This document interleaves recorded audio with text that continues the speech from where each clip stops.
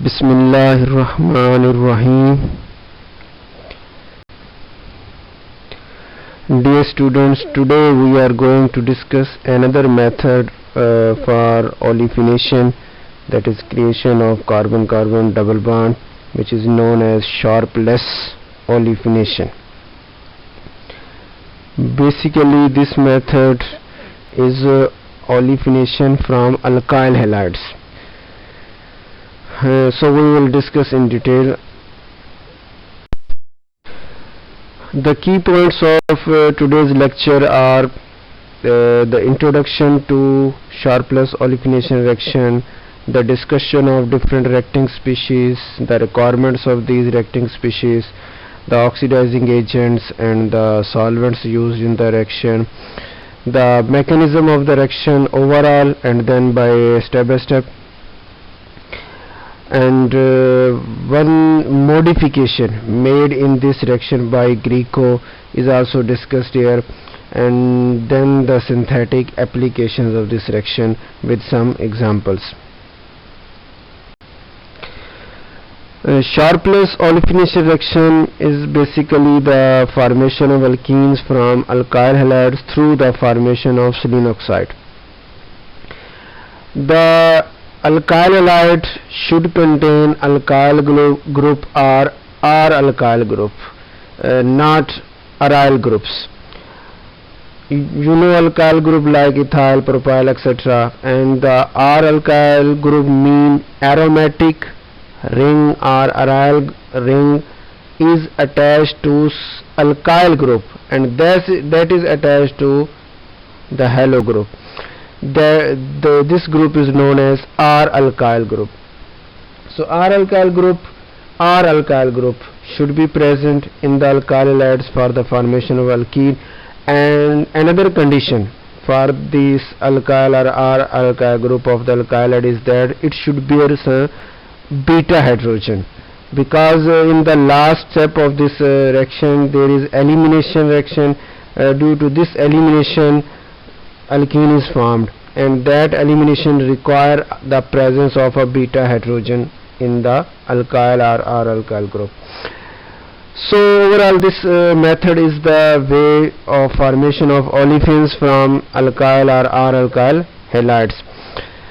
Here you can see the general reaction of this Sharpless olefination method, that alkyl halides are treated with aryl selenide anion. This anion is prepared from Selenocyanates, and then this anion reacts with alkyl halides to form selenides. These selenides are oxidized in the presence of hydrogen peroxide in tetrahydrofuran as a solvent, and we get the alkene. The foremost reagent of this reaction is selenocyanate. Selenocyanate is the compound of selenium. Selenium is the third member of group 6A after oxygen and sulfur, and it possesses the similar properties like that of oxygen and sulfur, as they have two lone pairs, and they have nucleophilic character, and they are divalent, form two bonds, and also in some cases there are multiple bonds, like we know about sulfur. Selenocyanates are the divalent compounds of selenium with cyano group at one side and a phenyl, aryl, or alkyl or R-alkyl group on the other side. I have mentioned here only phenyl or aryl group because the selenocyanates used in this reaction basically require the presence of phenyl or aryl group, and in addition to only phenyl group there should be an aryl group, and also the phenyl group having electron withdrawing groups have very positive effect on the rate of the elimination, that is formation of the alkene in the last step. So selenocyanates are used with electron withdrawing groups. Here is a question, what is the difference between cyanide and cyanate? This is a very simple question, but here it has some reason, therefore it has been put here, that cyanide means C triple bond N with an active charge cyanidine. Cyanate is cyano group attached with oxygen, so name cyanate. A similar and isomeric species of this is isocyanate, in which negative charge is on nitrogen, or attaching position with other atoms is through nitrogen, and other carbon and oxygen are bonded like this, N double bond C double bond O. Cyanate, the word cyanate means cyano group is attached with oxygen, but here in the case of selenocyanate you do not see the presence of oxygen. Then why it is called cyanate? The reason is this, that selenium is the similar type of atom like that of oxygen. So you can see, you can say that in selenium, instead of selenium there is present oxygen, and so we name that cyanate. But when it is present selenium, so it is named as selenocyanate instead of only cyanate. Selenocyanate. This is a similar thing as we know, as we say OH group as alcohol, but SH group as thioalcohol. Alcohol, but thioalcohol. Thio means it is sulfur, SH, thioalcohol. Similarly, if it is SEH, that will be named selenol or selenoalcohol. Okay, so like this terminology, the cyanate terminology is used for this compound. So overall this compound is named as selenocyanate. Next reacting species, alkyl halide. As we have discussed earlier, that the alkene is formed from this part, that is the alkyl part, which is coming from the alkyl halide. The alkene will be formed from this group of atoms. So this basic condition for alkyl halide, it should bear beta hydrogen, which is necessary for the beta elimination reaction and for the formation of alkene. If there is no beta hydrogen, then it is clear that there will be no reaction at all. And if the alkyl halide bears more than one type of beta hydrogen atoms, then there are chances for more than one type of alkenes with different percentages, different relative ratios. Here you can see the halo group attached with what carbon? It is called alpha carbon, and the next carbon which is attached to this alpha carbon is called beta carbon, and the hydrogen attached to this beta carbon are known as beta hydrogen. So this beta hydrogen should be present in the alkyl halide species. Second name is selenide. Selenide is basically formed by the reaction of alkyl halide with selenocyanate. Both the previous species which we have discussed, both regions are mixed together to form selenide. Selenide are also the divalent compounds of selenium, but here the selenium atom is combined to two carbons on both sides, that is alkyl groups or phenyl aryl groups on the both sides.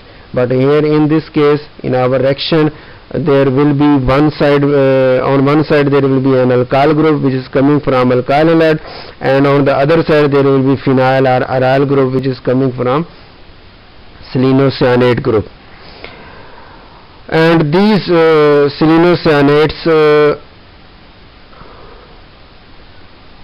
which we have converted into selenide by the reaction of alkyl lead, as we have discussed. As we have discussed here, that first step was the reaction of alkyl lead and selenocyanates to form selenides, and then these selenides are oxidized by some oxidizing agents to form selenoxide. The different oxidizing agents used for this step are hydrogen peroxide in tetrahydrofuran at room temperature, and the reaction takes about 5 hours, or ozone can be used in dichloromethane. Starting temperature is minus 78 degrees C, which then rises to 25 degrees C. This also takes 5 hours, but this oxidizing agent has a negative point or negative effect, that the selenoxide produced is also converted back to the selenides, and this ratio is too much high. So this oxidizing agent is not much favorable.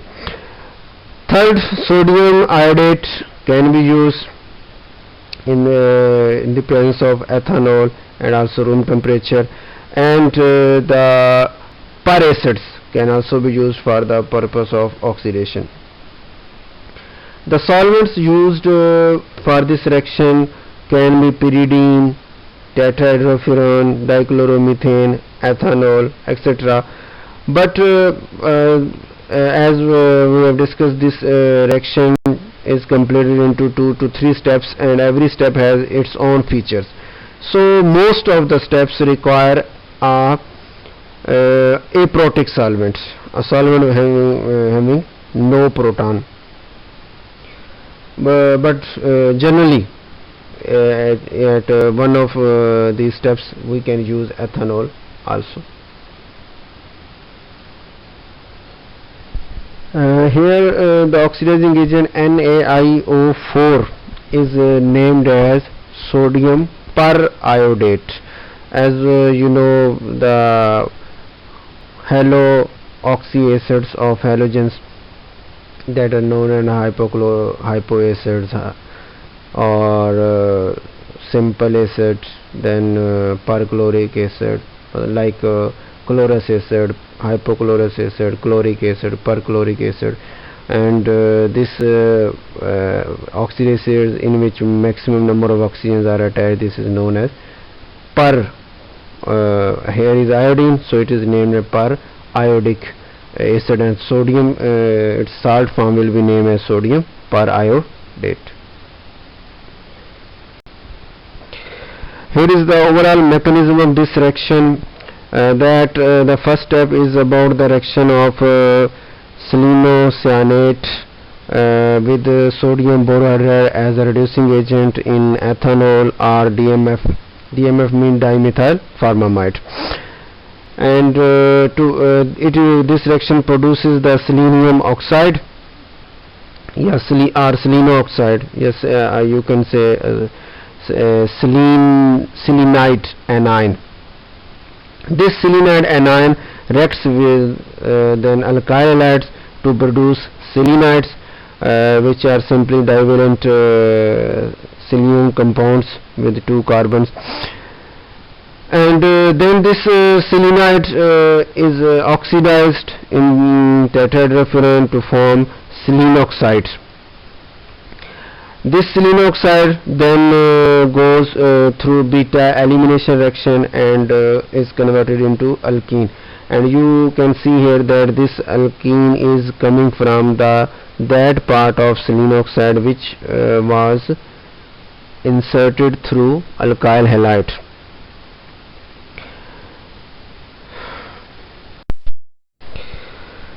Here is the first step of the mechanism, that is reduction of selenocyanate to selenide anion. Selenocyanate is reduced by sodium borohydride to selenide anion. The name reduction is given because in selenocyanate you can see the oxidation state of selenium, and then you see in the product the selenium is negatively charged, whole negatively charged. It means it has gained electrons, so it has gone through a reduction process. Therefore, it is named as reduction. Sodium borohydride is structure of sodium ion is shown here. Sodium ion and then borohydride ion BH4 minus, and you know that borohydride ion attacks through the sigma electrons. That is one of the hydrogen attacks or acts as a nucleophile in which the sigma electron present between boron and hydrogen, this pair of electron moves towards the hydrogen, making it a nucleophile, and this nucleophilic hydrogen attacks on an electrophilic center.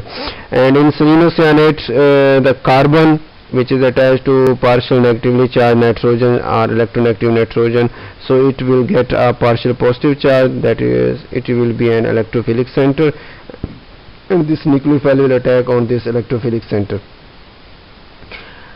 Then this pi bond is broken, and it moves towards the nitrogen, and we get an intermediate in which carbon nitrogen contains a double bond, and nitrogen also bears a full negative charge, which is counterbalanced by sodium ion. In the next step, this negative charge moves back towards the carbon, making it again triple bond, and the bond between carbon and selenium is broken, and both of electrons move towards selenium, making it an anion, and we get a byproduct, that is hydrogen cyanide. Here is a question: why nucleophilic hydride, which actually attacks through sigma electrons? That is, it means that we should not represent here that H minus H hydrogen with a full negative charge, because in actual practice the whole anion moves toward the electrophilic center, that is BH4 minus, and the sigma electron of the BH attacks on the electrophilic center. The question was, why nucleophilic hydride attacks carbon instead of selenium, although electronegativity of both is same, that is carbon electronegativity is 2.55 and selenium electronegativity is also 2.55, both have the same electronegativity. Then why this nucleophilic hydrogen is attacked on carbon? The answer is simple, that it is directly attached to an electronegative atom which has created some electron deficiency in electron density, and it has become electrophilic center, and the nucleophilic hydride attacks on it. The other question is, why selenide anion is formed so easily?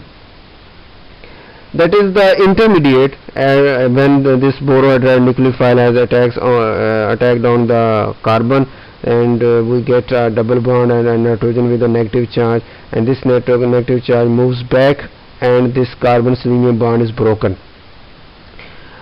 But why this bond is easily broken?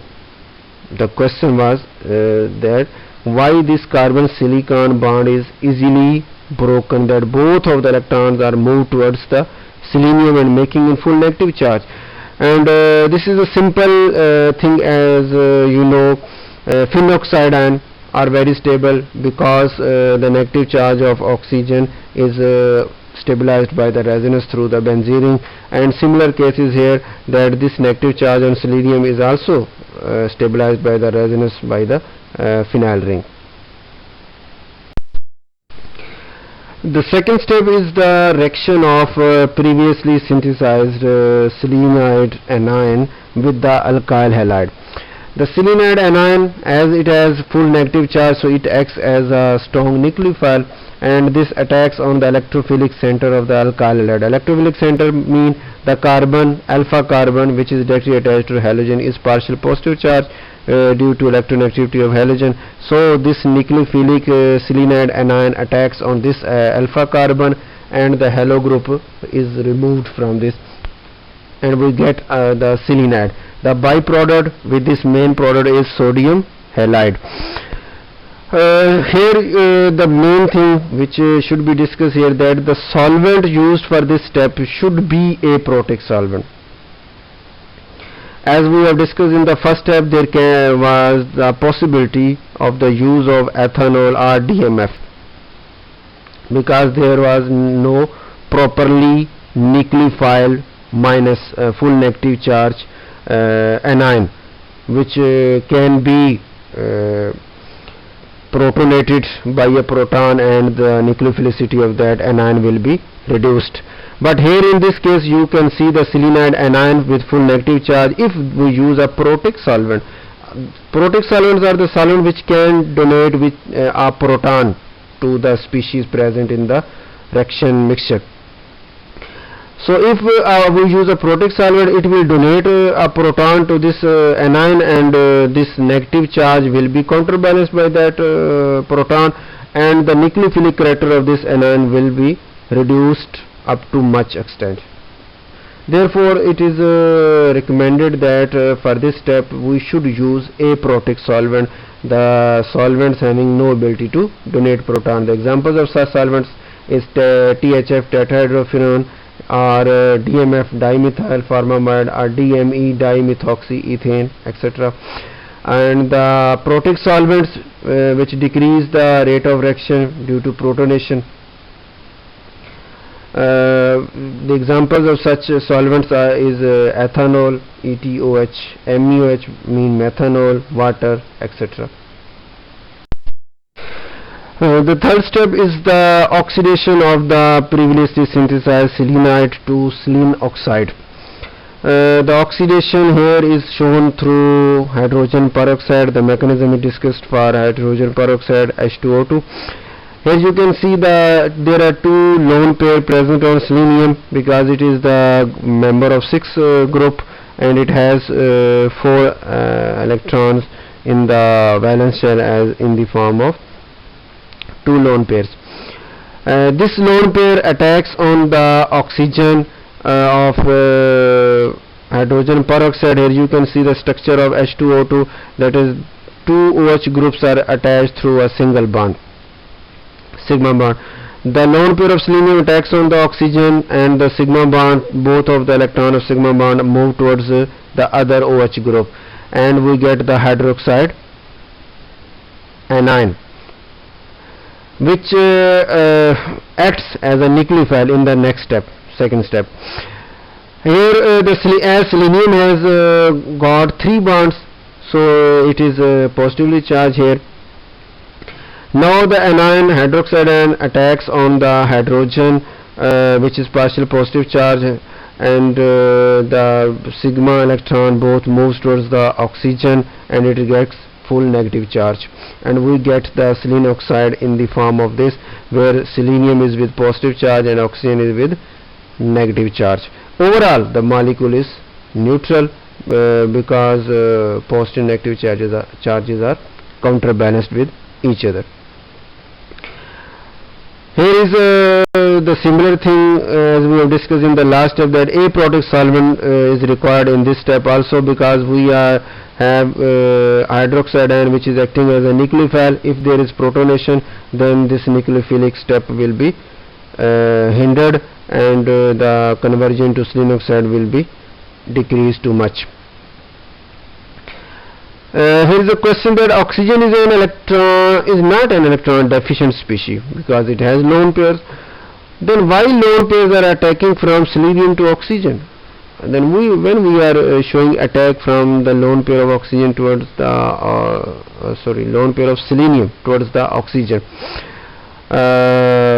although oxygen has 2 lone pairs, it is not looking to be an electron deficient species. But we know if we compare the nucleophilicity of both oxygen and selenium, then selenium is at 3rd position in the group. That it means it is greater in size as compared to oxygen, and due to large size its lone pairs are too much away from the nuclear attraction, and they are acting as a very strong nucleophile. So selenium is a strong nucleophile as compared to that of oxygen, so it will act as a nucleophile and will attack on the oxygen of the hydrogen peroxide, and this attack is also stabilized by the other oxygen, which easily removes the two electrons of sigma electrons and makes the hydroxide ion. So this attack is much favorable. Second is, what will be the charge on selenoxide? As we have discussed that both their positive and negative charge is present in the species, so overall it is neutral species. And this bond also, which is shown by plus and minus, this bond can also be shown through double bond or through coordinate covalent bond. Next, why selenium oxide is shown in the form of dipolar bond? I have answered this, that it is actually a coordinate covalent bond. That is, the one lone pair of selenium can coordinate with the oxygen if we draw the liver structure of this compound. The last step of this reaction is olefin formation. The selenium oxide is gone through beta elimination using a cyclic transition state, and it forms alkene. This elimination action, also called Grieco Sharpless elimination, an example of syn. It is an example of syn elimination. Syn means the elimination from the same side, and as it is a syn elimination from the same side, so there are more chances that the products are Z alkene, that is the alkene having the groups on same side. The effects of different things have been studied for this reaction, this step, that the presence of protic solvent has a negative effect on the rate of elimination because it can affect these charges, and so aprotic solvents are recommended here. Also, the presence of chloro electron withdrawing group, chloro halo group, or phenyl at alpha or beta position of the species which has come from alkyl halide. This group had come from alkyl halide, so as it has come from alkyl halide, the alpha or beta position may contain chloro or phenyl or substituted phenyl, and alpha position may contain alkyl group. All these things have positive effect on the rate of elimination of this selenoxide to form alkene, but the presence of alkyl or alkoxy group at beta position decreases the rate of the reaction. This increase in rate is due to favoring the charge distribution, which is moving through the cyclic transition state, and the decrease in rate is the decrease in this charge distribution, which is actually the basic reason for the cyclic transition state and the formation of alkene.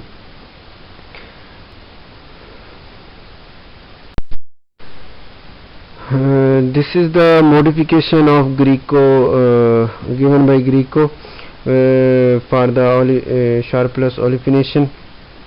The basic difference between this modification and the original reaction is the first and second step. That is, in case of Sharpless olefination, as we have discussed, that it used Selenocyanate, which were converted into selenide anion first step, and in second step selenide anion reacted with alkyl halide to form selenides. But Grieco used alcohols instead of alkyl halides. Here you can see the mechanism.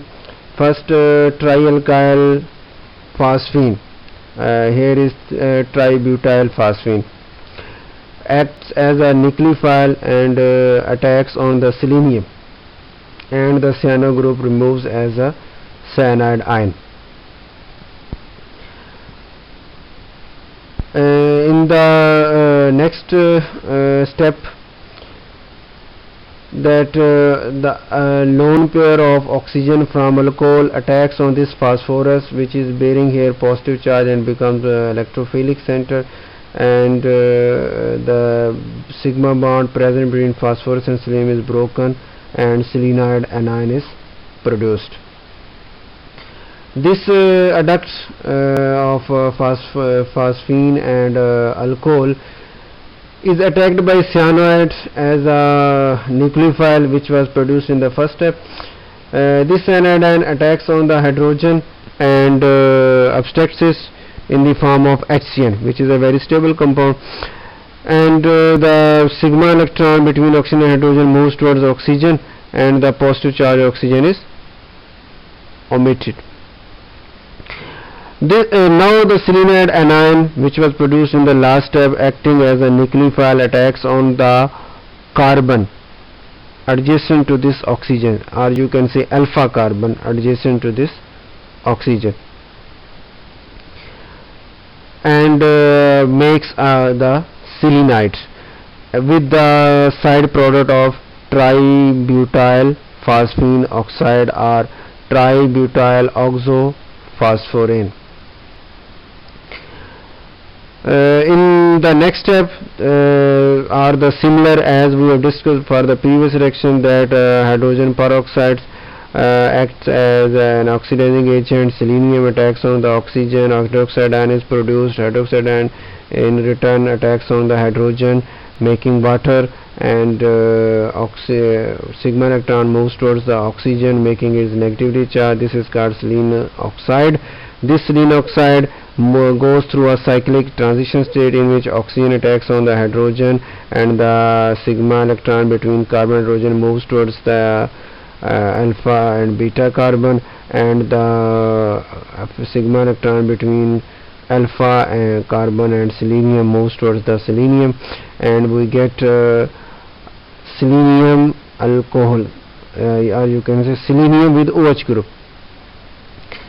and the as a byproduct, and the main product is the formation of alkene.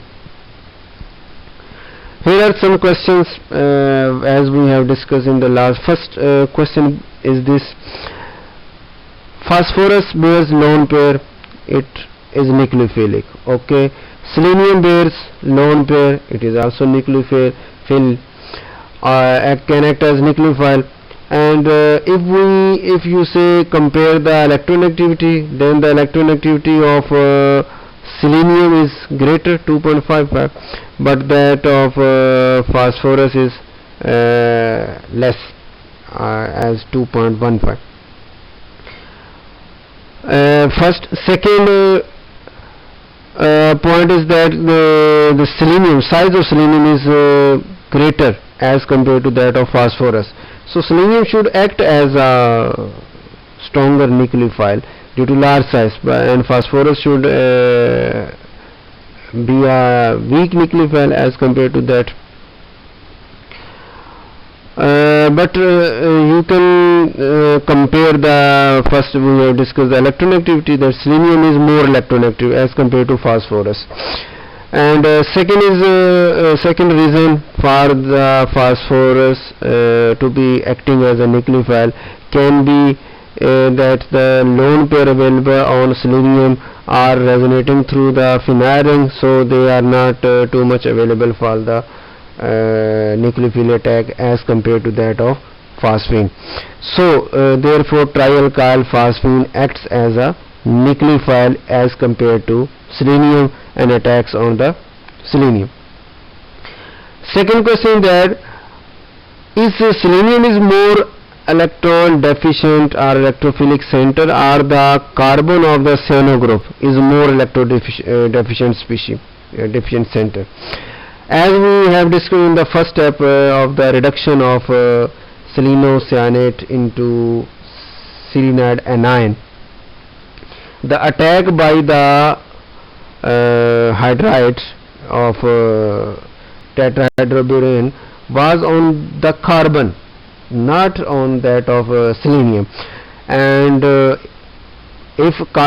therefore carbon should be more electrophilic, and it is also attached to an electronegative center, and the attack should be on carbon instead of selenium. But here is the not case. Why is it so?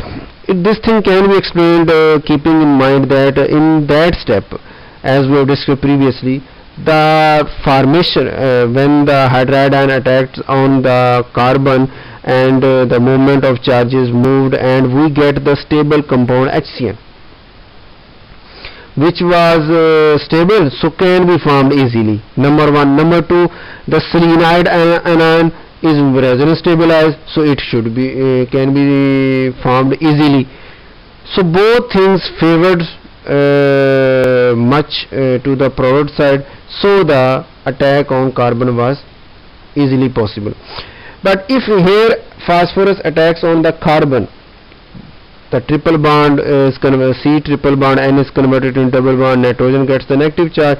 When this negative charge comes back and selenide is formed, okay, but the product PBH plus and Cn minus is not too much stabilized product, so it has no thermodynamical stability, therefore it is not formed easily. And in this case phosphorus attacks on the selenium and we get cyanide ion as a nucleophile.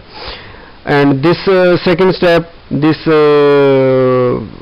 attacks with the reacts with the alcohol and moves towards the product side. This is the modification by Grieco for the Sharpless olifination reaction. Here are some synthetic application of this Sharpless olifination reaction. First example is the Grieco modification, that alcohol is converted into alkene by the reaction with selenocyanate containing a withdrawing group of nitro, and its yield is 72% for the 3 steps. Second is also an alcohol which reacts with para nitro selenocyanate, and in the presence of trimethylphosphine tetrahydrofuran at room temperature with 88% yield, we get the selenide, and this selenide is oxidized and gone through the elimination with 77% yield, and we get the alkene.